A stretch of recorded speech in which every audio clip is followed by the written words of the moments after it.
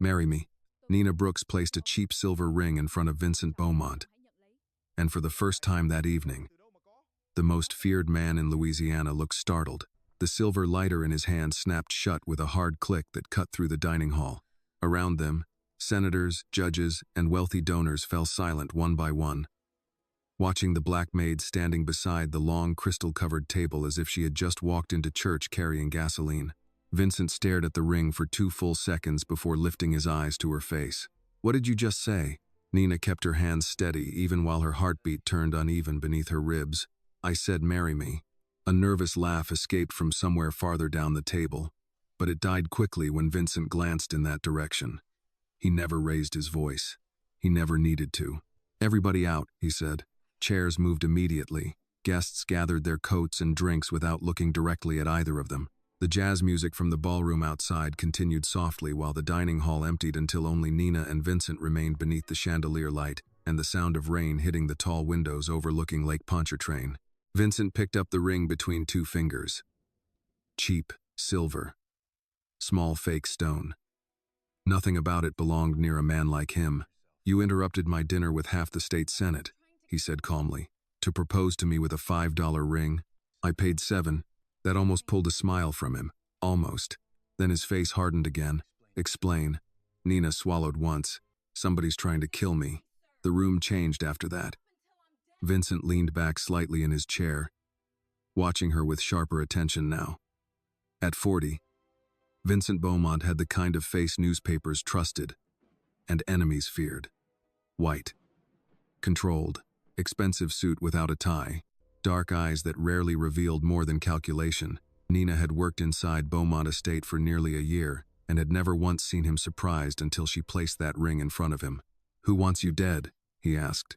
"I don't know yet. That's inconvenient." "I know." He rolled the lighter once through his fingers. "Then why come to me?" "Because whoever's after me works around your docks." That got his attention. 3 nights earlier, Nina had been cleaning the east corridor outside Beaumont Estate's private library when she heard 2 men arguing behind the closed doors. One voice belonged to a security supervisor from Beaumont Shipping. The other she didn't recognize. They were talking about a witness, federal investigators, and somebody who needed to disappear before morning. Then one of them mentioned her father's name. Daniel Brooks. Nina looked at Vincent now and said it aloud. "My father used to work at the port." Vincent's expression shifted slightly. "Daniel Brooks? You remember him?" "I remember everybody who died working for me." The answer landed heavily between them. "My father didn't die for you," Nina said quietly. Vincent studied her face for a moment before asking, "How long ago?" 3 years. "The warehouse fire." "That's the official version."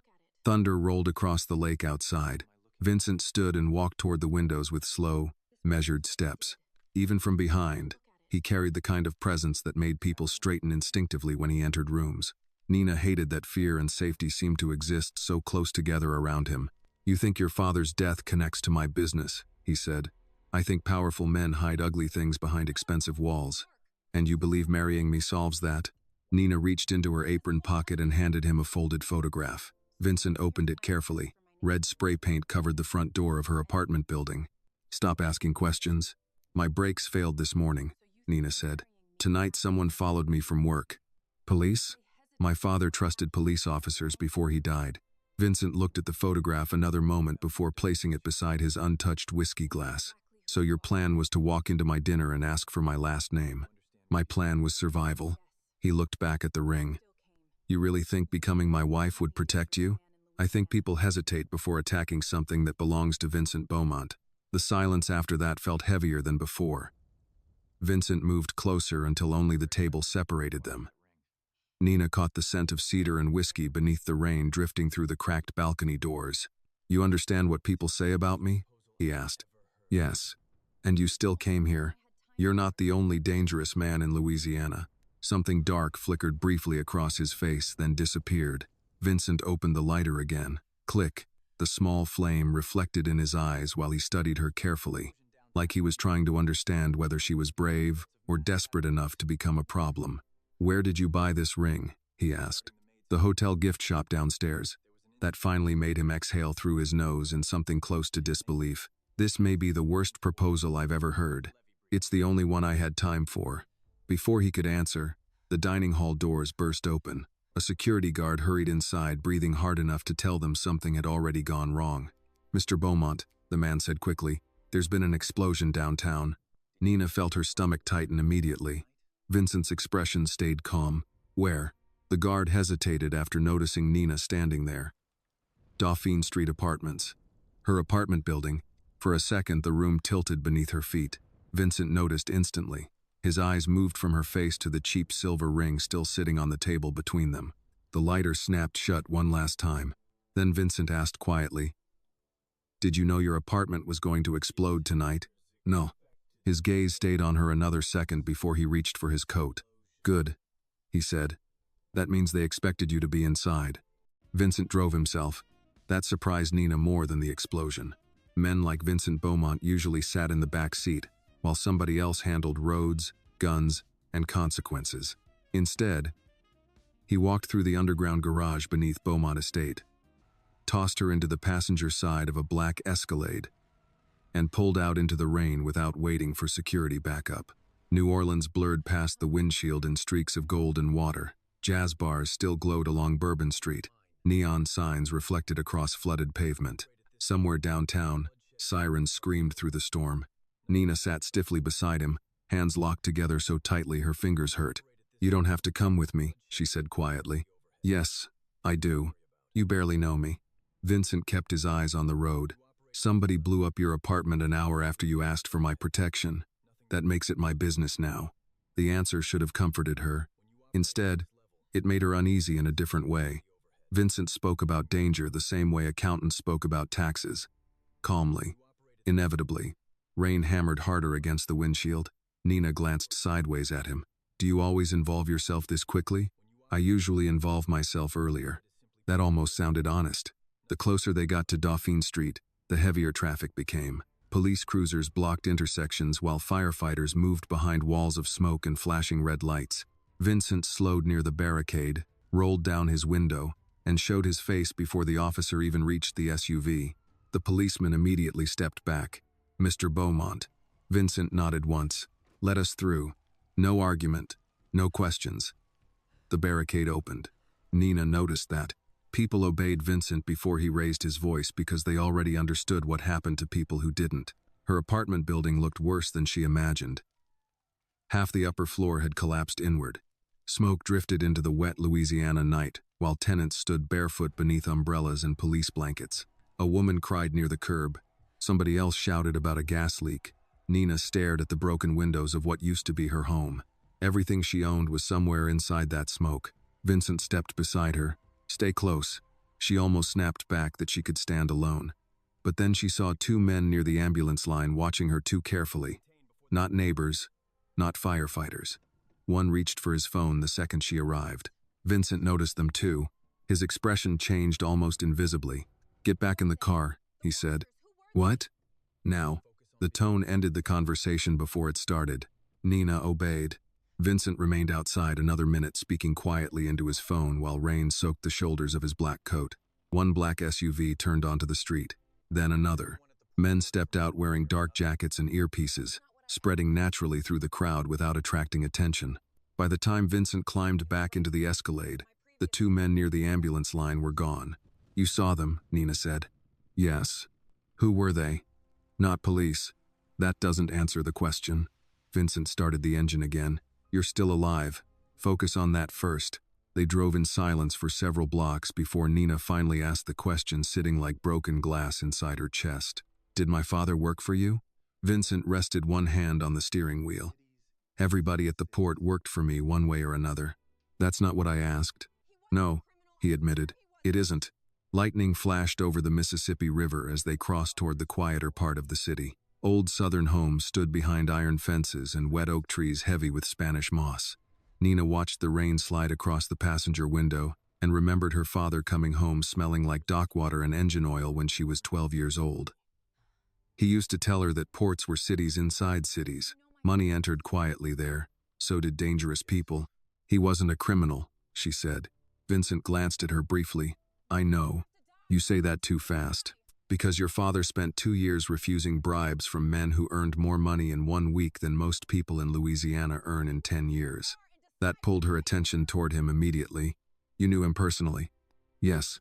Then tell me why he died. Vincent's jaw tightened slightly. Not tonight. Anger rose faster than fear now. You don't get to drag me into your car and then decide what I deserve to know. The Escalade slowed at a red light.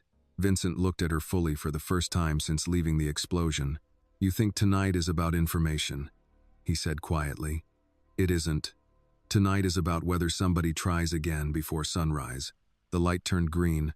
He drove on. 20 minutes later, the SUV rolled through iron gates taller than Nina's apartment building. Beaumont Estate appeared through the rain beyond rows of oak trees wrapped in pale garden lights.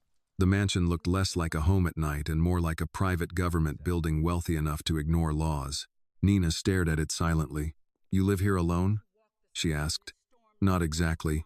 As if summoned by the answer, the front doors opened before they even reached the entrance.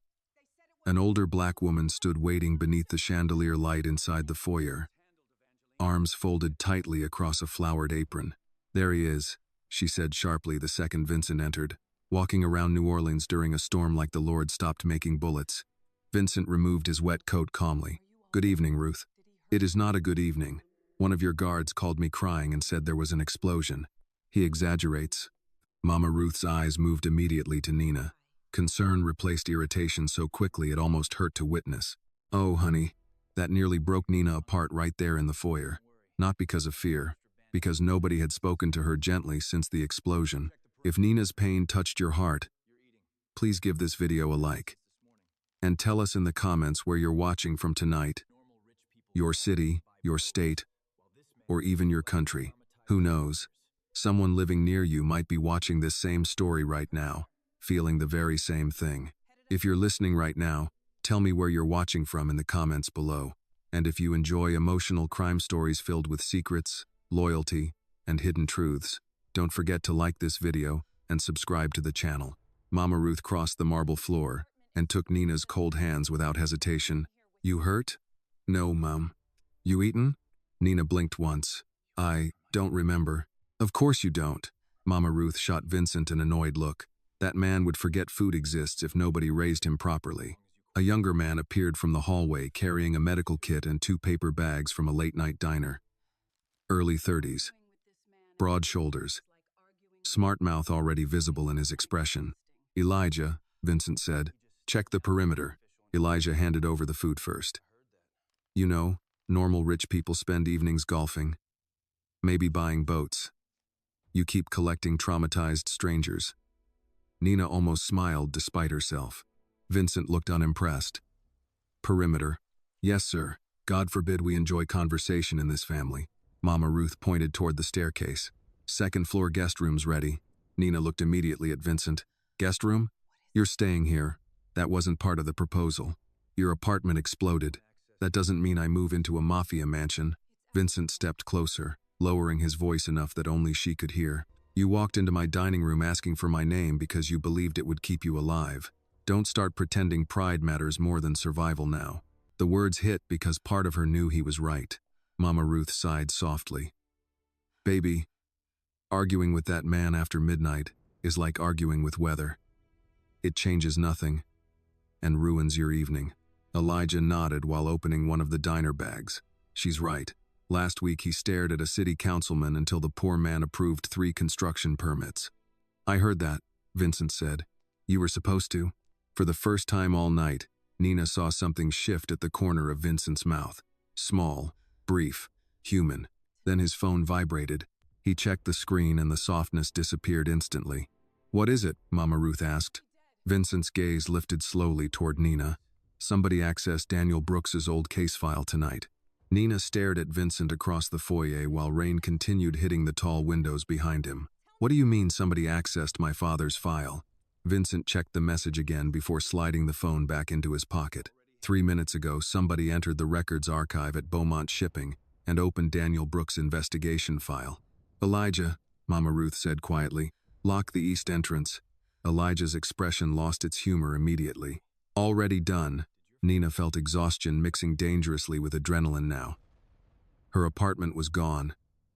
Her father's name had suddenly become important to people willing to bomb buildings, and somehow she was standing barefoot inside a mansion owned by a man half the city feared. Vincent looked at her carefully. "Did your father leave you anything?" "No." That answer came fast. "Because it's true." He studied her another second, then turned toward Elijah. "Double security tonight. Nobody enters this property without my approval." Elijah nodded once and disappeared down the hallway with the easy speed of somebody used to dangerous instructions. Mama Ruth touched Nina's arm gently. "Come eat something before your body forgets how." Nina followed her through the kitchen mostly because her legs had started shaking without permission. Beaumont Estate looked different away from the ballroom and marble staircases. The kitchen carried warmth instead of power. Copper pots hung above the stove. Cornbread cooled beneath towels on the counter. Somebody had left old blues music playing softly near the sink. Mama Ruth sat Nina at the long wooden table and pushed a bowl of shrimp gumbo toward her. "Eat." "I'm not really hungry." "That's trauma talking. Ignore it." Nina managed 2 bites before Vincent entered the kitchen again. He had removed his suit jacket and rolled his sleeves once. Somehow that looked more dangerous than the expensive tailoring. Mama Ruth pointed a wooden spoon at him. "You too." "I'm fine." That wasn't a request. For a second, Nina expected him to ignore her. Instead, Vincent pulled out a chair across from Nina and sat down without argument. "Interesting." Mama Ruth noticed Nina noticing. "Don't look so surprised," she said while pouring coffee. "That man still fears me more than federal prison." Vincent took the coffee without complaint. "You exaggerate. I raised you after your father drank himself into an early grave. I earned the right to exaggerate." Nina glanced up at Vincent automatically. He gave no visible reaction, but something tightened briefly around his eyes. The kitchen settled into quieter conversation after that. Rain, coffee, distant thunder over the lake. For the first time since the explosion, Nina's breathing slowed enough for her thoughts to catch up with her fear. "Why would somebody access my father's file tonight?" she asked finally. Vincent rested his coffee cup against the table.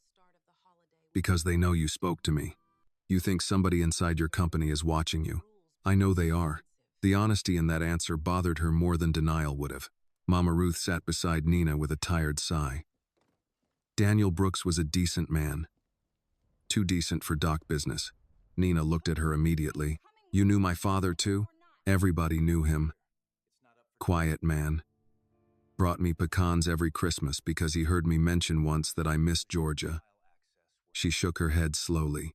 "People like your daddy believe rules still matter when enough money enters a room. That belief gets expensive." Vincent's phone buzzed again. He read the message and stood immediately. "Elijah found the security footage," he said. "I'll be in the office." Nina rose before thinking.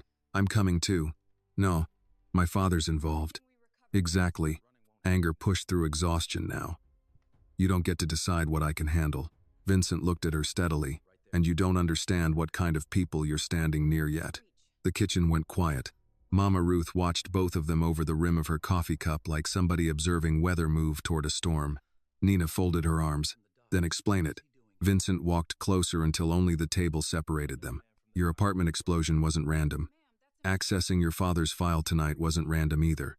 Somebody is trying to figure out whether Daniel Brooks told you something before he died." "He didn't." Maybe they don't believe that.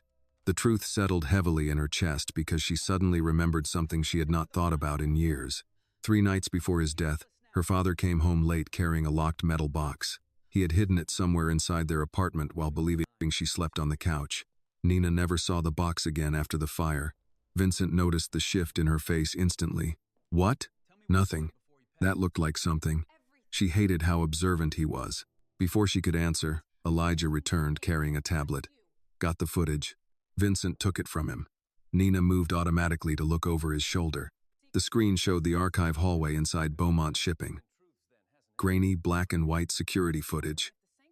Empty corridor. Midnight timestamp. Then a man appeared wearing a maintenance uniform and baseball cap pulled low. Nina froze. "I know him." Vincent's eyes lifted immediately toward her. "From where?" "He used to work loading cargo near Pier 9 when my father was alive." She leaned closer to the screen. "Name's Marcus Reed. At least that's what people called him." Elijah frowned. "Reed's been dead 6 years." The room cooled around that sentence. Nina looked back at the footage. "That's him." Vincent replayed the clip slowly. The man entered the archive using a security key card, stayed inside exactly 4 minutes, then disappeared from camera range before the footage glitched into static. Elijah, Vincent said quietly, trace every employee connected to Pier 9 between 2018 and now. Already started. Vincent handed the tablet back without taking his eyes off Nina. Tell me everything your father said before he died. I already told you. Nothing. You're lying now. Her temper snapped faster than expected. Maybe I just don't trust you. Something dark crossed his expression, not anger exactly. Recognition, maybe. Like he understood distrust too well to take offense from it. You should be careful with secrets in this house, he said calmly. Secrets tend to become expensive here. Nina stared back at him. You say that like you invented expensive secrets. Elijah quietly muttered, well, this is getting personal. Mama Ruth smacked his shoulder with a dish towel without looking at him. Vincent ignored both of them. Go upstairs and sleep for a few hours. You think I can sleep tonight? No, he admitted, but exhaustion makes people careless. Nina wanted to argue again.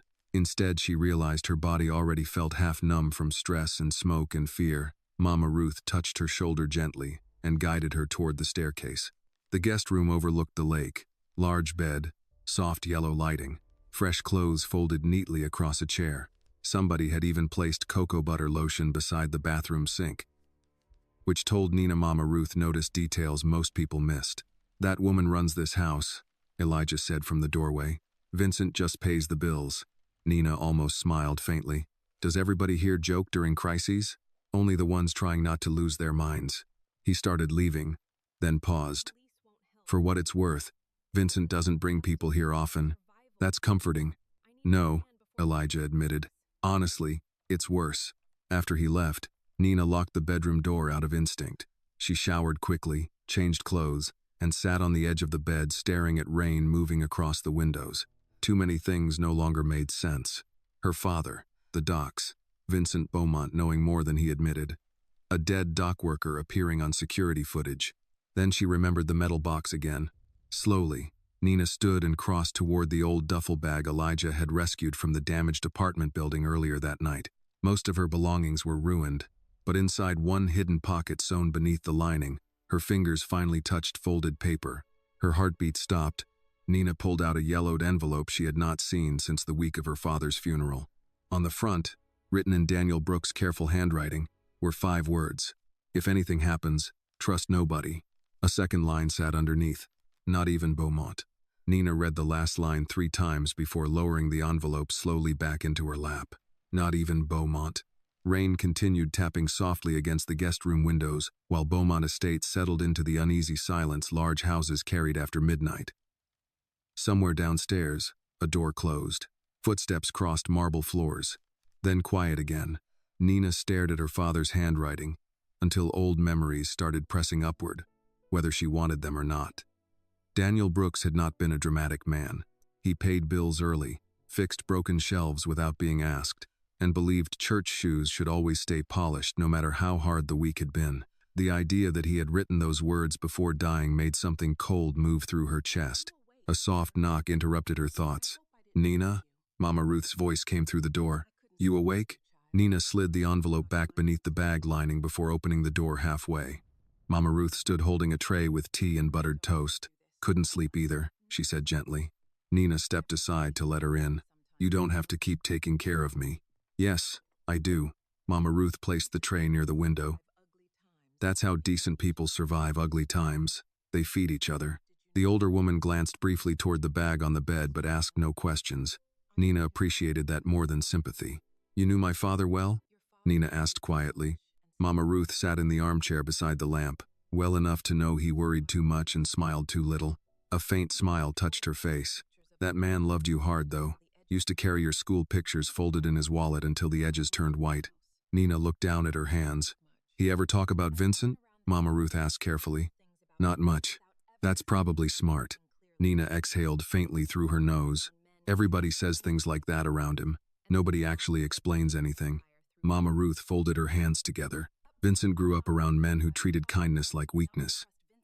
His father built Beaumont Shipping by making sure people feared him before they respected him. That kind of upbringing leaves marks. That doesn't explain why my father warned me not to trust him. The room went still after that. Mama Ruth looked at Nina for a long moment. Your daddy wrote that? Nina regretted speaking immediately. Too late now. He left me something before he died, she admitted. A note. Mama Ruth's expression tightened slightly, not with surprise, with concern. You tell Vincent? No. Good. That answer came fast enough to unsettle Nina. Mama Ruth stood slowly and crossed toward the rain-dark window. There are two versions of Vincent Beaumont. The man newspapers write about, and the boy I watched grow into him. I trust one more than the other, depending on the day. That's not comforting. No, Mama Ruth admitted softly. It isn't. Before Nina could ask anything else, shouting rose downstairs. Male voices, fast movement. Mama Ruth turned immediately toward the hallway. Stay here. Nina ignored that instruction within 5 seconds. By the time she reached the second-floor landing, Elijah was already moving through the foyer with a handgun tucked low beside his leg while Vincent stood near the front entrance, speaking sharply into his phone. What happened? Nina asked. Vincent looked up instantly. Why are you downstairs? That's not an answer, Elijah muttered under his breath. You brought home the only woman in Louisiana who talks to you like equal opportunity employment. Vincent ignored him. One of our dock accountants is missing. Nina felt her stomach tighten. Connected to my father? We don't know yet. But you think so? Yes. The honesty landed harder now because she no longer trusted any version of him completely. Vincent ended the phone call and grabbed his coat from the chair near the staircase. I'm going to the port. At 2 in the morning? That's usually when criminals start disappointing me. Nina crossed her arms. I'm coming. No. You keep saying that. Because I mean it. The argument sat between them for half a second before another voice entered quietly from the doorway. She should go. Everyone turned. Marcus Hale stepped inside, carrying Rain across the marble floor with him. Mid-40s. Gray at the temples. Tailored coat. Calm eyes that measured rooms quickly without seeming rude about it. Nina recognized him immediately from Beaumont charity events and newspaper photographs standing beside Vincent at fundraisers. Marcus looked like the kind of man banks trusted instinctively. That made Nina dislike him immediately. Vincent's expression hardened slightly. Explain. If somebody's targeting Daniel Brooks' connections, they already know Nina's here. Marcus removed his gloves carefully. Leaving her behind only makes this house another target. Elijah frowned. He's got a point.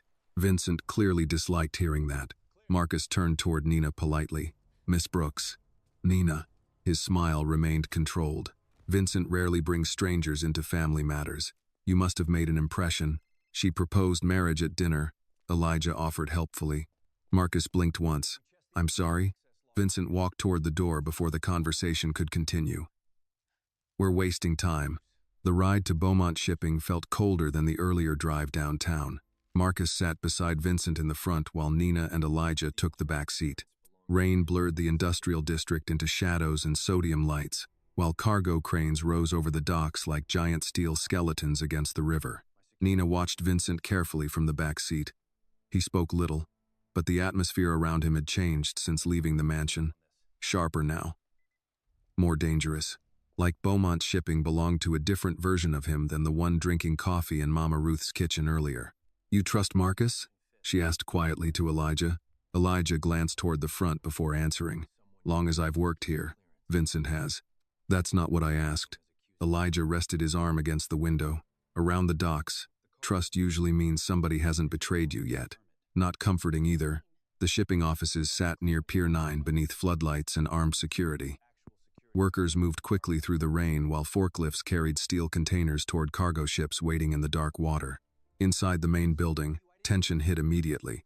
Phones ringing, men arguing, computer screens glowing across open office spaces. Vincent walked through it all without slowing.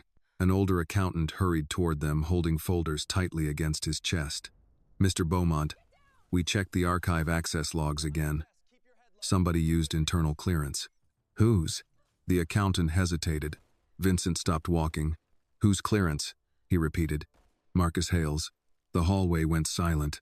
Nina looked automatically toward Marcus. He looked genuinely confused. That's impossible, Marcus said calmly. My security card never left the estate tonight. Vincent held his gaze for several seconds. Not emotional, calculating. Then he extended his hand. Card. Marcus handed it over immediately. Vincent passed it to Elijah. Verify the timestamp. Elijah disappeared toward the security office. Nobody spoke while rain battered the warehouse windows nearby. Nina noticed several employees pretending not to watch the exchange. Marcus loosened his tie slightly. You think I accessed the archive myself? I think somebody used your clearance. That's not the same thing. Vincent's expression remained unreadable. No, it isn't. Nina suddenly understood something important about powerful men. They rarely shouted during dangerous moments. Real power became quieter the closer it moved toward violence. Elijah returned 3 minutes later holding the security tablet. The card wasn't cloned. Marcus frowned. Meaning? Meaning your actual security card entered the archive tonight. The silence afterward felt heavier than anger. Marcus looked directly at Vincent. You know I didn't do this. Vincent answered calmly. I know somebody wants me questioning people close to me. Nina thought suddenly about the note hidden inside her bag upstairs. Not even Beaumont. Then the warehouse lights flickered once. Everybody noticed. Elijah reached instinctively for his weapon. A second later, one of the dock windows exploded inward. The gunshot came half a second after the window exploded. Glass burst across the office floor while everybody moved at once. Elijah grabbed Nina hard around the waist and pulled her behind a steel filing cabinet before she fully understood what was happening. Another shot slammed into the far wall where Vincent had been standing moments earlier. Sniper, Elijah muttered. Outside, dock alarms started screaming across the rain-soaked shipping yard. Marcus ducked behind a support pillar while security officers flooded the hallway with drawn weapons. Vincent remained standing for one dangerous second longer than everybody else, watching the broken warehouse window with cold concentration before finally crouching behind a desk. South building, he said sharply. 3rd level. 2 guards ran immediately toward the loading docks. Nina's pulse hammered so hard she could barely hear herself think. Glass glittered across the floor around them while rain blew sideways through the shattered window. Elijah checked her quickly. You hit? No. Good. Stay down. Another shot cracked through the warehouse. Metal sparked somewhere overhead. Vincent pulled a handgun from beneath his coat with the smoothness of somebody who had spent years expecting violence before breakfast. He glanced toward Marcus. You still think tonight's coincidence? Marcus looked furious now instead of polished. Somebody's trying to split your house apart. They're doing a decent job. The lights flickered again before emergency generators kicked in. Red backup lighting washed across the warehouse offices, turning everybody's faces harder. Nina looked toward Vincent. They're not trying to kill you. His eyes moved to her instantly. They're trying to scare you into trusting the wrong person, she continued. First my apartment, then the file, now this. Marcus studied her carefully. That's a sharp observation. My father taught me to pay attention before speaking. Something unreadable crossed Vincent's face at the mention of Daniel Brooks. A security guard rushed into the office breathing heavily. Shooters gone, vehicle waiting near the south gate. Vincent stood immediately. Alive? Driver escaped. We found this inside the car. The guard handed over a manila envelope. Vincent opened it carefully while Elijah kept Nina low behind the cabinet. Inside sat a single photograph. Vincent stared at it without speaking. Marcus moved closer. What is it? Vincent handed him the photo. Marcus's expression changed slightly for the first time that night. Nina stood despite Elijah trying to stop her. Show me. Vincent hesitated only a second before passing her the photograph. It showed Daniel Brooks standing beside a cargo container at Pier 9 6 years earlier. Beside him stood a younger Vincent Beaumont. Both men looked angry. On the back, written in black marker, he should have told you the truth. Nina looked up slowly. You lied to me. Vincent's jaw tightened. About what? You said my father worked for you. That picture says he worked with you. Those are different things. Not to daughters. The room stayed quiet except for rain and distant alarms from the docks below. Marcus folded his arms. Maybe we should continue this conversation somewhere less exposed. Vincent kept his eyes on Nina another moment before nodding once. We're leaving. The convoy back to Beaumont Estate doubled in size. Black SUVs moved through wet New Orleans streets, while armed security vehicles followed behind them. Nina sat beside Vincent this time instead of Elijah. Neither spoke for most of the drive. The photograph rested between them on the center console. Finally, Nina asked, what was my father involved in? Vincent stared through the windshield. Your father audited cargo manifests at Pier 9. That doesn't explain why someone's shooting at us. Because Daniel Brooks discovered shipments moving through Beaumont shipping that weren't supposed to exist. Nina turned toward him fully now. Human trafficking? Vincent glanced at her briefly. You figured that out fast. My father volunteered weekends at missing persons shelters after Hurricane Katrina. He used to say ports were where desperate people disappeared easiest. Vincent's hands tightened slightly around the steering wheel. What did he find? She pressed. Containers moving through customs without inspection, women transferred between private cargo routes. His voice remained steady, but something colder entered it now. Your father brought evidence to me instead of federal agents. Why? Because federal agents were already getting paid. That answer felt believable enough to make her sick. And you stopped it? I tried. Tried. Not succeeded. Nina looked back toward the rain outside. My father trusted you. Yes. You keep saying things like they should comfort me. Vincent parked briefly at a red light before answering. Comfort hasn't been part of my life for a long time. The words came out simple, no self-pity attached. Somehow that made them heavier. Back at Beaumont Estate, Mama Ruth was waiting in the foyer wearing slippers and holding a shotgun. Nina blinked. Is that loaded? Mama Ruth looked offended. Child, I grew up in Alabama. Of course it's loaded. Even Vincent rubbed a hand briefly across his forehead. Ruth. What? Somebody shot at my house. It's not your house. That's where you're wrong. Elijah nearly choked, trying not to laugh while taking the shotgun gently from her hands. Within minutes, the estate shifted into lockdown. Security checked windows, gates sealed, phones rang downstairs continuously. Nina stood near the library entrance, watching men move through the mansion with controlled urgency. Wealthy houses always looked different during crisis. Less elegant. More honest. Vincent entered the library carrying the photograph and 2 glasses of bourbon. He handed one toward her. I don't drink bourbon. You might tonight. She accepted it anyway. The library smelled like cedar shelves and old paper. Rain tapped softly against the windows, while fireplace light moved across dark wood walls. Vincent loosened his tie slightly before sitting near the fire. Nina remained standing. You owe me the truth, she said. Yes. But truth usually creates more problems than lies. That sounds like something rich men teach their sons. His eyes lifted toward her. No. Rich men teach sons how to survive consequences. Truth usually arrives later. She hated that part of her understood what he meant. Vincent placed the photograph on the low table between them. Your father came to me 6 years ago because he discovered unauthorized shipments moving through Pier 9. Women. Teenagers sometimes. His voice flattened slightly. Some already dead by the time containers reached the Gulf. Nina felt nausea rise hard inside her chest. He thought you could stop it. He believed I still cared about what happened around my company. And did you? Vincent held her gaze steadily. Yes. The answer came too fast to sound rehearsed. Nina sat slowly across from him. Then why didn't he go public? Because the people funding those shipments included judges, politicians, and federal contractors. Vincent leaned back slightly. Your father believed if the wrong people learned what he knew before he had enough proof, he'd disappear. And he was right. Silence settled heavily between them. The fire cracked softly in the corner while rain continued over the lake outside. Finally, Nina asked the question that mattered most. Did you love your wife? Vincent looked genuinely surprised by it. What? You wear the ring still. Nina nodded toward his hand wrapped loosely around the bourbon glass.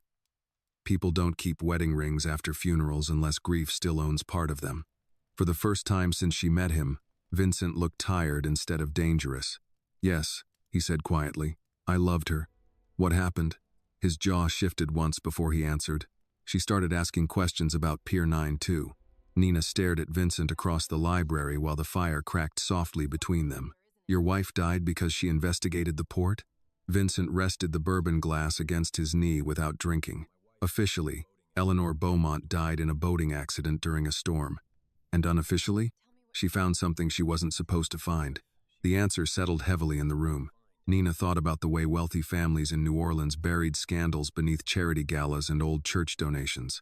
Money polished grief until it looked respectable from far away. She trusted the wrong people? Nina asked quietly. Vincent looked toward the fire instead of her.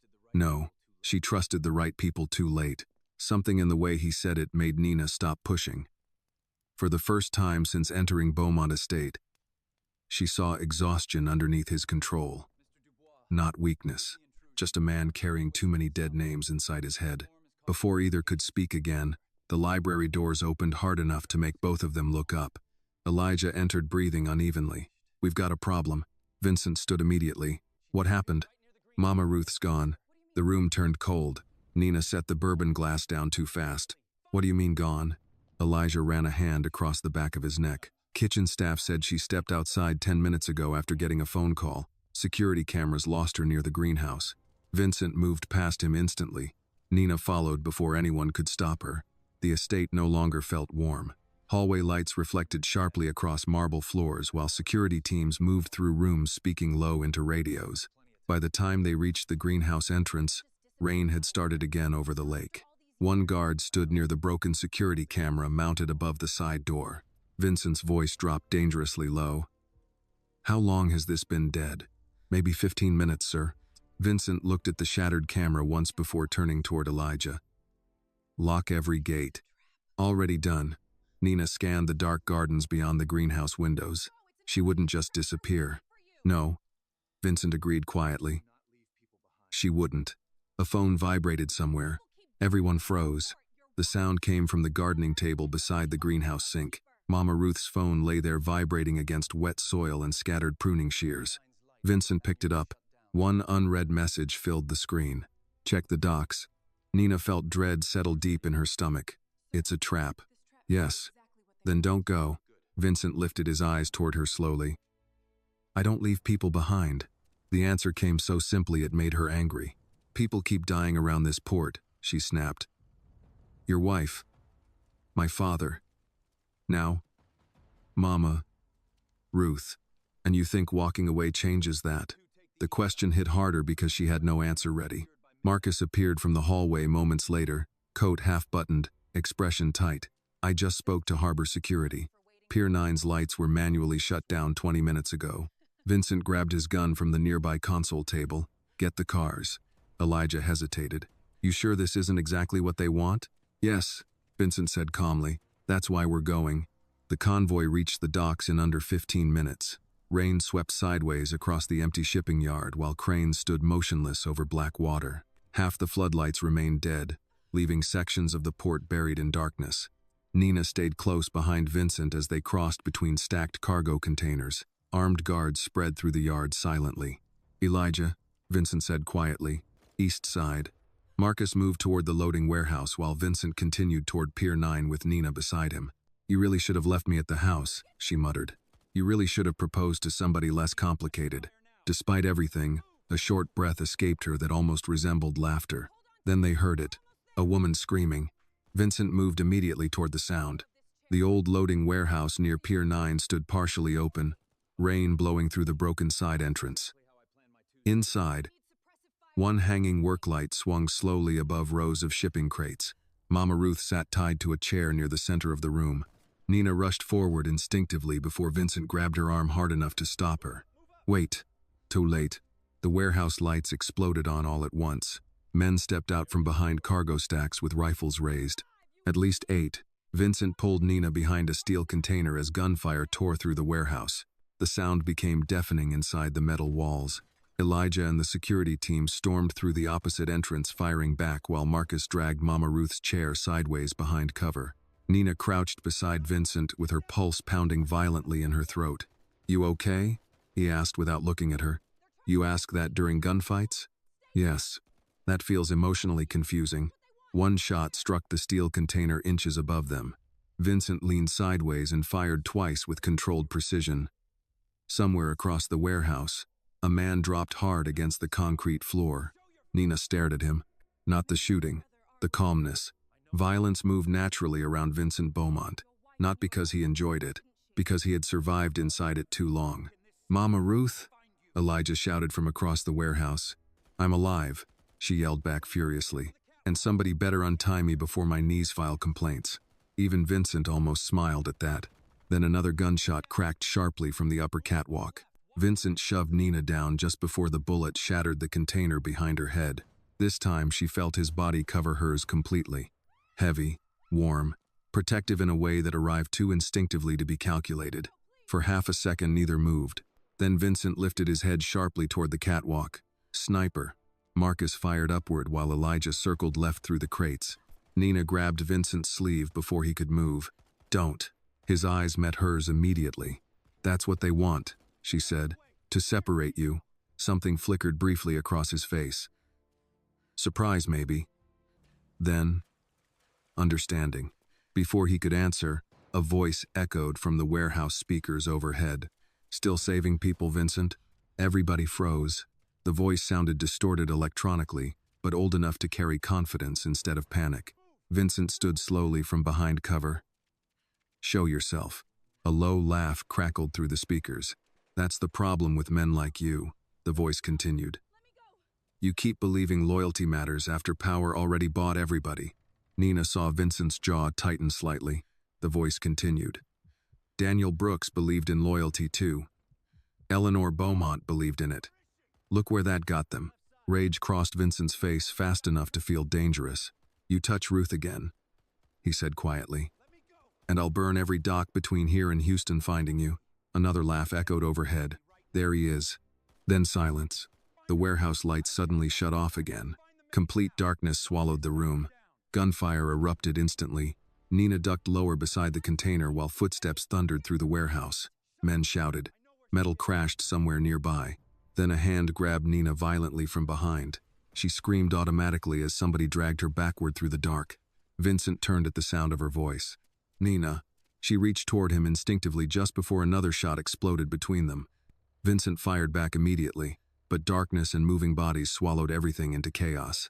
The last thing Nina saw before a hood dropped over her face was Vincent Beaumont pushing through gunfire toward her with the kind of fury that no longer looked controlled at all. Nina woke with pain in the back of her head and the taste of blood at the corner of her mouth. For several seconds she could hear only dripping water and the distant groan of old wood shifting somewhere above her. Then the smell reached her. Dust, mold, burned candle wax, church. She opened her eyes slowly. Moonlight filtered through broken stained glass windows high above the room, washing pale color across cracked wooden pews and collapsed sections of ceiling. The place looked abandoned for years. Rain tapped softly against the old roof while one weak lantern burned near the altar. Her wrists were tied to a chair. Nina tested the ropes once without panic. Tight, professional. A voice echoed calmly through the darkness. Good. I was getting tired of waiting. She looked up immediately. Marcus Hale stepped out from the shadows near the altar wearing the same rain-dark coat from the docks. Calm, clean, controlled. No mask now. For a second, Nina simply stared at him. You. Marcus gave a small nod. That usually happens when people finally understand things. Anger hit harder than fear. You kidnapped me? I saved you from Vincent Beaumont's version of protection. You had people shooting at us. Yes. And Mama Ruth? Alive. Annoyed. Probably insulting everybody in that warehouse by now. Nina pulled harder against the ropes. You could have gotten people killed. Marcus walked slowly down the center aisle between the pews. People are already dead, Nina. Your father. Eleanor Beaumont. 3 federal witnesses over the last 4 years. He stopped in front of her. The mistake you're making is believing Vincent stood outside that system. He tried to stop it. Marcus watched her carefully after that sentence. That's what he told you? He didn't deny the trafficking. No. Vincent rarely lies directly. Marcus crouched slightly in front of her chair. That's what makes him convincing. Nina stared back at him. Then tell me why you're really doing this. Marcus reached into his coat and removed a folder thick with old documents. He dropped it into her lap. Because Daniel Brooks trusted the wrong man. Nina looked down slowly. Shipping manifests, financial transfers, dock schedules. Every signature at the bottom carried the same name. Vincent Beaumont. Her chest tightened. Marcus watched her reaction quietly. Pier 9 operated for years under Vincent's authority. Nobody moved human cargo through Louisiana without Beaumont protection. He said he tried to shut it down. He tried after Eleanor discovered it. Marcus straightened slowly. There's a difference. Nina wanted to reject everything immediately. Instead, she remembered Vincent's answers from the library. Careful, incomplete, never fully innocent. Marcus walked toward the shattered stained glass window overlooking swamp water beyond the church grounds. Do you know what power does to people after 20 years? He asked quietly. It convinces them survival matters more than morality. Men like Vincent stop asking whether something is right. They ask whether something is manageable. Nina looked down at the documents again. One paper caught her attention immediately. Daniel Brooks's name. Witness recommendation denied. Signed, V. Beaumont. Her stomach turned. Marcus noticed. Your father begged Vincent for protection after discovering the trafficking routes. Vincent refused because exposure would have destroyed Beaumont shipping. No. I watched the meeting myself. Nina closed her eyes briefly. Some people survive by becoming hard. Others survive by staying kind. Mama Ruth's words suddenly hurt differently now. What do you want from me? Nina asked quietly. Marcus looked toward the altar for a moment before answering. There's a gala tomorrow night at Beaumont Ballroom. Politicians, judges, investors. Everybody connected to Pier 9 will be there. His eyes returned to her. I want Vincent exposed publicly before he buries this again. And if I refuse? Marcus smiled faintly. You won't. You sound confident. Because unlike Vincent, I knew your father well. Marcus folded his hands calmly. Daniel Brooks spent his last year alive trying to save women nobody important cared about. You inherited that from him. Before Nina could answer, footsteps echoed somewhere above the church ceiling. Marcus looked upward instantly. One of his men hurried down the staircase from the bell tower. He's here. Marcus sighed softly. Of course he is. Gunfire exploded outside the church less than 2 seconds later. Nina's pulse jumped hard as headlights swept through broken windows. Men shouted outside. Tires skidded across wet gravel. Marcus pulled a handgun smoothly from beneath his coat. You brought him directly to me, Nina snapped. No, Marcus said calmly. Vincent found us because he's predictable where you're concerned. Another burst of gunfire tore through the church entrance. Wood splintered. Marcus's men moved quickly into defensive positions while he stepped behind one of the stone pillars near the altar. Nina, he said without looking back at her. If Vincent reaches you first tonight, ask him one question. Outside, Vincent's voice thundered through the church. Marcus, Nina had never heard him sound like that before. Not controlled. Furious. Marcus looked almost amused. Ask him why Daniel Brooks died 2 days after meeting with him. Then Vincent and Elijah stormed through the front entrance with armed security behind them. Chaos erupted instantly. Gunfire cracked through the old church while stained glass shattered overhead. Marcus's men fired from the balcony level while Elijah returned shots from behind overturned pews. Vincent saw Nina immediately. Everything else disappeared from his attention after that. He crossed the church toward her through flying splinters and gunfire with terrifying focus. Get down, Elijah shouted. Vincent ignored him. One bullet struck the wall inches beside Nina's chair. Stone fragments cut across her cheek. Then Vincent reached her. His hands moved quickly over the ropes, binding her wrists. Are you hurt? Before she could answer, Marcus spoke from behind the altar. Ask him. Vincent froze slightly. Nina looked up at him. Did my father meet you before he died? Silence. Not long, but long enough. Vincent cut the final rope loose. Yes. Did he ask for protection? Another gunshot echoed through the church. Vincent grabbed her shoulder, pulling her behind the overturned pew as bullets shattered the candles above the altar. Nina, answer me. His jaw tightened. Yes. The truth hit harder than shouting would have. Marcus laughed bitterly from across the church. There it is. Nina stared at Vincent while gunfire continued around them. What did you do? Vincent's eyes locked on hers. I told him I needed more time. And 2 days later he died. Pain crossed Vincent's face fast enough to look real. Yes. For one dangerous second she could not breathe. Not because Marcus had been right. Because Vincent looked like a man who had already punished himself for it every day since. Elijah fired upward toward the balcony. We need to move now. Marcus backed slowly toward the side chapel exit while his remaining men covered him. This city doesn't belong to good men anymore, Vincent, he called out. That's why people like Daniel Brooks always die first. Vincent raised his gun toward him. Marcus smiled faintly. You still won't shoot me in a church. Then the side door slammed open behind him and he disappeared into the storm outside. The gunfire stopped almost immediately after. Rain and breathing filled the silence left behind. Nina remained crouched beside the pew while Vincent stood over her, chest rising heavily. You should have told me, she said quietly. Yes. Why didn't you? Vincent looked toward the broken altar before answering. Because some truths arrive too late to fix anything. Outside, police sirens finally began approaching through the storm. Inside the ruined church, Nina realized something far more dangerous than fear had started growing between them. She no longer knew which man she should trust, and that uncertainty hurt more than the kidnapping ever did. By the time they returned to Beaumont Estate, dawn had already started bleeding pale gray across the Louisiana sky. Nobody spoke during the drive back from the church. Elijah sat in the front passenger seat with blood on his sleeve from a bullet graze he refused to treat seriously, while Vincent drove with both hands tight around the steering wheel and Nina stared silently out the window at empty streets washed silver by rain. The silence between them no longer felt uncertain. It felt wounded. When the gates opened, Mama Ruth was waiting on the front steps wearing a heavy robe and holding a cigarette she clearly wasn't smoking correctly. The second Nina stepped out of the SUV, Mama Ruth wrapped both arms around her hard enough to make Nina finally breathe again. "You keep disappearing and aging me," the older woman muttered into her shoulder. "I'm okay. That's becoming less believable every day."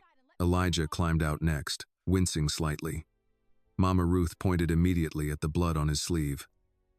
"You got shot? It barely counts. That's exactly what foolish men say before infections." Vincent walked past all of them without speaking and disappeared inside the mansion. Nina watched him go. Mama Ruth noticed. "That man's carrying enough guilt to sink a church. He lied to me." "Yes." Mama Ruth sighed softly. "But lying and failing people aren't always the same sin." Nina looked toward the mansion entrance. "My father asked him for help, and Vincent didn't move fast enough." Mama Ruth's voice lowered carefully. "You think he's forgiven himself for that?" The answer sat painfully obvious in Nina's chest. Inside the estate, the atmosphere had shifted again. Security moved through the halls with sharper urgency. Phones rang constantly. News channels played quietly in office rooms downstairs. Whatever happened at the church had accelerated something bigger. Marcus was no longer hiding. Vincent stood alone inside the library when Nina entered 20 minutes later. He had removed his jacket and rolled his sleeves unevenly, something she realized he only did when his control started slipping around the edges. A half-empty glass of bourbon sat near the fireplace beside scattered files and photographs from Pier 9 investigations.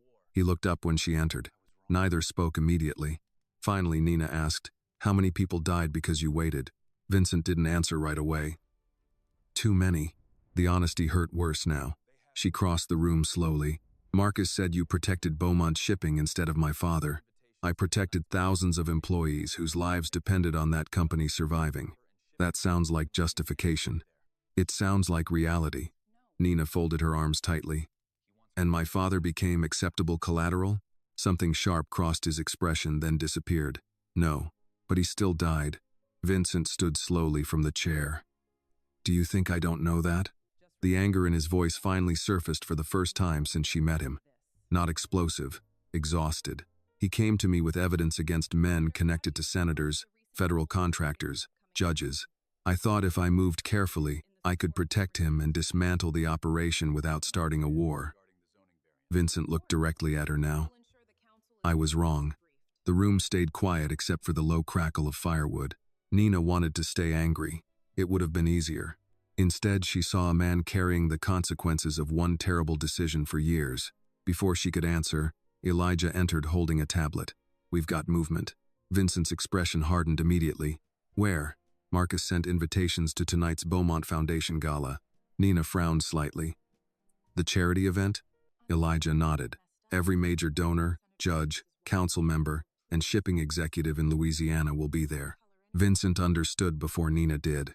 "He's gathering everybody connected to Pier 9 in one room," he said quietly.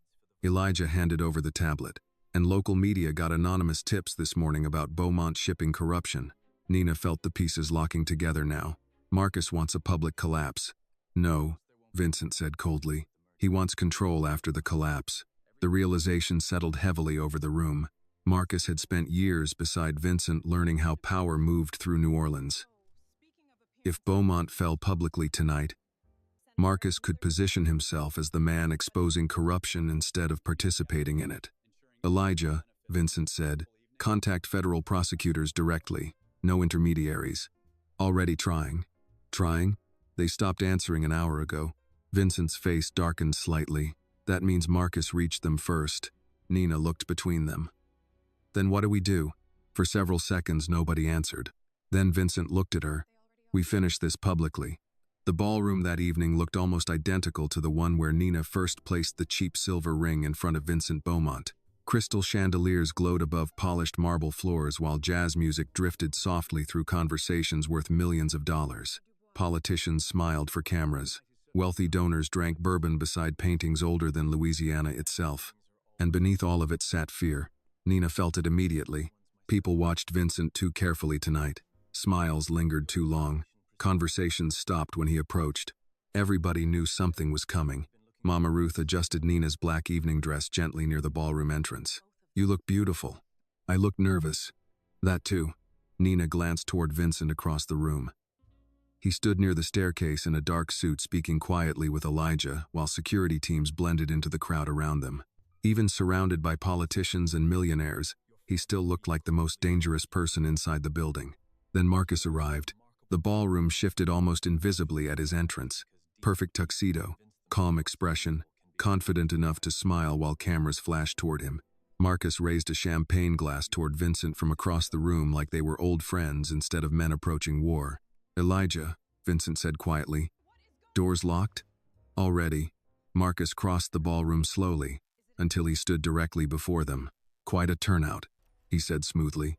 Vincent's expression remained unreadable. You enjoy dramatic endings.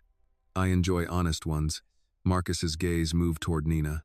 Miss Brooks, I hope Vincent finally explained who profits from men like him surviving. Nina held his gaze steadily now. You mean men like both of you? For the first time that night, Marcus looked genuinely impressed. The ballroom orchestra continued playing softly while wealthy guests pretended not to notice the tension gathering around the three of them. Marcus smiled faintly. Your father would have been proud of that answer. Vincent stepped slightly closer. Careful. Marcus ignored him. Daniel Brooks once told me something interesting.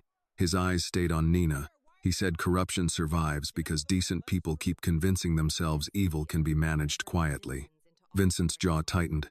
And he was right, Marcus continued calmly. Your mistake, Vincent, was believing you could sit beside monsters without eventually feeding them.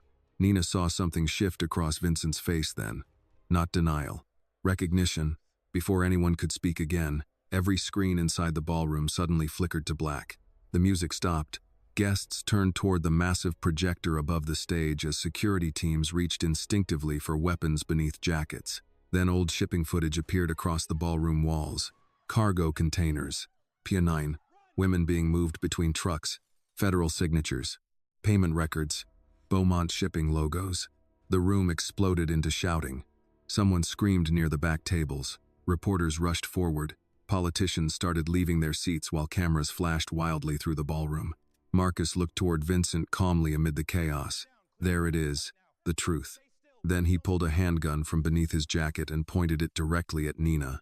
The ballroom froze the second Marcus pointed the gun at Nina. Nobody moved. Crystal chandeliers still glowed above a room collapsing in real time while shipping records and trafficking footage continued flashing across giant projection screens. Politicians backed away from cameras. Wealthy donors stared at exits calculating survival faster than morality. Somewhere near the orchestra stage, a woman quietly began crying. Marcus never looked away from Vincent. This, he said calmly, is the problem with men who wait too long to choose sides. Vincent stepped forward once. Put the gun down. You're not really in a position to negotiate tonight. Elijah had already drawn his weapon near the staircase, but too many guests stood between him and Marcus for a clean shot. Security teams shifted through the ballroom carefully, while reporters filmed everything now with trembling hands and hungry eyes. Nina stood perfectly still, not because she wasn't afraid, because she finally understood something about powerful men. Fear excited men like Marcus. Calm unsettled them. Marcus looked toward the giant screens behind him where women's faces continued appearing beside cargo logs and payment records. You spent years convincing yourself you could manage evil quietly, he said to Vincent. That's what weak men do when they enjoy comfort more than consequences. Vincent's voice lowered dangerously. You murdered Daniel Brooks. Marcus smiled faintly. No, I removed a problem after you failed to. The words hit the ballroom harder than the gun. Nina saw it happen in Vincent's face instantly. Not surprise. Confirmation. The last piece locking into place. Marcus continued calmly, almost conversational now. Your wife figured it out before Brooks did, by the way. Eleanor always was smarter than you. That changed something. Not loudly, not dramatically, but Nina saw Vincent Beaumont stop holding himself together. The room felt it too. Elijah muttered quietly under his breath, "Oh, that was a mistake." Marcus noticed too late. Vincent moved before anyone else could react. 1 second he stood beside the staircase. The next he slammed into Marcus hard enough to send both men crashing across the ballroom floor while the gun fired wildly into the ceiling. Guests screamed and scattered as tables overturned and crystal shattered beneath running feet. Elijah immediately grabbed Nina and pulled her behind the marble bar near the orchestra stage. "Stay down." Gunfire exploded somewhere near the entrance. As Marcus's remaining men opened fire trying to reach him, Beaumont security returned shots instantly. The ballroom transformed from charity gala into war zone within seconds. Nina crouched low behind the bar while people ran past screaming in tuxedos and evening gowns. Above them, the projector screens continued playing evidence nobody could stop now. Vincent and Marcus fought brutally across the ballroom floor between broken chairs and shattered glass. No elegance left. No polished, wealthy masks. Just two men carrying years of betrayal inside their fists. Marcus slammed Vincent into a banquet table hard enough to collapse it. "You still don't get it," he snarled. "Men like us built this city." Vincent hit him back with enough force to send blood across Marcus's mouth. "No," he said coldly. "Men like you poisoned it." Another gunshot cracked through the ballroom. Elijah cursed suddenly beside Nina and grabbed his shoulder. Blood spread quickly across his sleeve. "You're hit." "I noticed." Even injured, Elijah kept firing toward the ballroom entrance where federal agents finally stormed inside shouting commands. "Federal agents, drop your weapons." Nobody listened immediately. Marcus saw the agents entering and understood the same thing Vincent already had. The empire was finished. He reached suddenly toward the fallen handgun near the broken stage. Nina saw it before Vincent did. "Vincent!" Vincent turned just as Marcus grabbed the weapon and fired. The shot echoed through the ballroom. Then silence hit strangely fast. Vincent staggered backward. Nina's chest stopped. For one terrible second she thought Marcus had shot him. Then Marcus himself collapsed to his knees. Blood spread darkly through his white dress shirt. Behind him stood Mama Ruth holding Elijah's handgun with both hands shaking violently. The entire ballroom stared at the 63-year-old woman in house slippers and a floral shawl. Mama Ruth lowered the gun slowly. "I am too old," she announced breathlessly, "for white men ruining my evening every 5 minutes." Even Elijah laughed once through the pain. Marcus looked up weakly toward Vincent from the ballroom floor. "You think exposing this fixes anything?" Vincent stood over him breathing hard. "No." "Then why do it?" For several seconds Vincent said nothing. Then his eyes shifted toward Nina across the destroyed ballroom. "Because somebody decent finally forced me to look at myself honestly." Marcus followed his gaze toward her and smiled faintly despite the blood at his mouth. "That maid?" he whispered bitterly. "You burned everything down for her?" Vincent answered without hesitation. "She reminded me I still had a soul worth saving." Marcus let out one final broken laugh before federal agents pulled him into handcuffs beside the shattered ballroom stage. Outside, sirens flooded Beaumont Estate from every direction. Inside, nobody important looked powerful anymore. Judges sat trembling beside broken champagne glasses. Politicians avoided cameras while federal agents seized phones and documents. Reporters moved through the wreckage like scavengers smelling history. Nina crossed the ballroom slowly toward Vincent while paramedics treated Elijah near the staircase, and Mama Ruth loudly argued with an FBI agent about firearm permits. Vincent looked exhausted now, not physically, spiritually. "You got shot?" Nina asked quietly. He glanced down toward the blood across his side. "Apparently, that's not a normal answer. Tonight stopped feeling normal hours ago." She looked around the destroyed ballroom. "You think any of this can actually be repaired?" Vincent followed her gaze slowly. "Not completely." The honesty in that answer felt different now, cleaner somehow. Federal agents approached moments later requesting statements, while photographers crowded behind police barricades outside the estate gates. The rest of the night dissolved into interviews, arrests, and headlines already spreading across every news station in Louisiana. By sunrise, Beaumont shipping stock had collapsed. By noon, 3 judges resigned. By evening, Federal investigations reached Washington, and for the first time in years, nobody protected Pier 9 anymore. 3 months later, New Orleans felt quieter, not cleaner. Cities like New Orleans never became clean completely, but quieter. Beaumont Estate no longer carried armed guards at every hallway entrance. The gates remained open during daylight hours. Construction crews repaired damaged sections of the ballroom while lawsuits and investigations continued swallowing the Beaumont name across national television. Vincent accepted most of it without fighting. That surprised people most. Nina spent her mornings restoring the old St. Michael Church outside the city where the kidnapping happened. The parish hired her officially after learning she once studied restoration work before money forced her out of college. She repaired damaged wood, cleaned smoke-darkened paintings, and reopened stained glass windows that had stayed boarded shut for years. Healing old things suited her. One warm Louisiana afternoon, she stood on a ladder carefully restoring gold leaf around the church altar when footsteps echoed softly behind her. She already knew who it was. "You missed a spot," Vincent said. Nina glanced down toward him. "That's because you're distracting me." He looked healthier now. Still dangerous. Still Vincent Beaumont, but something harder around his eyes had finally loosened. The wedding ring was gone from his hand. The silver lighter remained. He held it less often these days. "How's Elijah?" she asked while climbing down carefully. "Annoying again. Doctors say that means recovery." "And Mama Ruth?" She threatened 3 senators before breakfast. "That sounds healthy too." A small smile touched Vincent's face before fading again into something more serious. He reached into his coat pocket slowly. Nina recognized the cheap silver ring immediately. The same one from the ballroom. "I kept it," he said quietly. "You laughed at it." "I laugh at lots of things that scare me." That answer felt honest enough to hurt a little. Sunlight moved softly through the restored stained glass windows, while distant church bells echoed outside across the Louisiana afternoon. Vincent looked around the repaired chapel slowly before speaking again. "You know what the strange part is?" "What?" "I spent years trying to protect this city with money and fear." His eyes returned to hers. "Turns out shame accomplished more." Nina folded her arms lightly. "That almost sounded wise." "Don't repeat it. I have a reputation." For the first time in months, silence between them felt peaceful instead of wounded. Then Vincent looked at her carefully and said, "The first time you asked me to marry you, you were trying to survive." Nina smiled faintly. It was still a terrible proposal. It really was. He stepped closer then, holding the cheap silver ring between his fingers. "This time," he said quietly, "stay because you want to." Nina looked at him for a long moment before taking the ring gently from his hand.